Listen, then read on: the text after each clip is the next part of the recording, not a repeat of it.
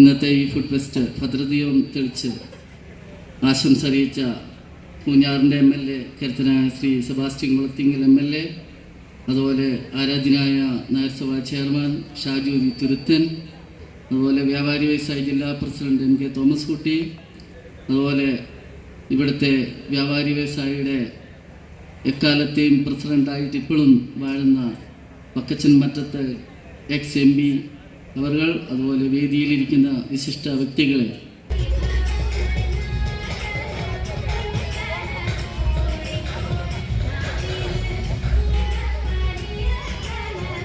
ആദ്യമായി തന്നെ വിലക്കയറ്റം മൂലം ബിസിനസ് മുരടിച്ചു നിൽക്കുന്ന ഒരവസരത്തിൽ വളരെ ചങ്കൂറ്റത്തോടുകൂടി ഈ ഫുഡ് ഫെസ്റ്റ് ഇവിടെ ഏറ്റെടുത്ത് നടത്തുവാൻ ധൈര്യം കാണിച്ച വ്യാപാരി വ്യവസായി പാലാ യൂണിറ്റിലെ യൂത്ത് വിങ്ങിന് എല്ലാ അഭിനന്ദനങ്ങളും KHRയുടെ പേരിൽ അർപ്പിക്കുകയാണ്.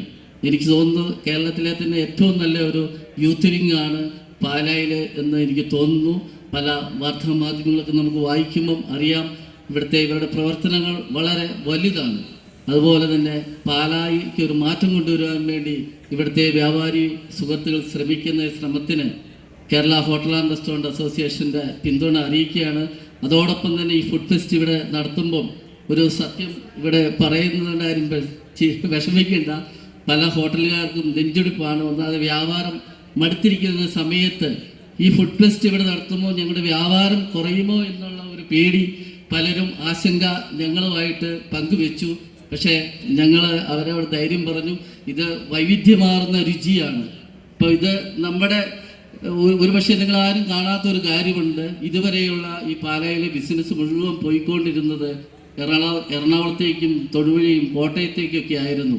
അടുത്ത കാലത്തായിട്ട് പാലായിലേക്ക് ലോകോത്തര ബ്രാൻഡുകളുടെ ഒരു വരവ് തന്നെ ഉണ്ടായിക്കൊണ്ടിരിക്കുകയാണ്. അതൊക്കെ ഒരു നല്ല സൂചനയായിട്ടാണ് എനിക്ക് തോന്നുന്നത്. കൂടുതൽ വ്യാപാര മേഖലകൾ വരും തോറും വ്യാപാരം വർദ്ധിക്കുകയുള്ളൂ.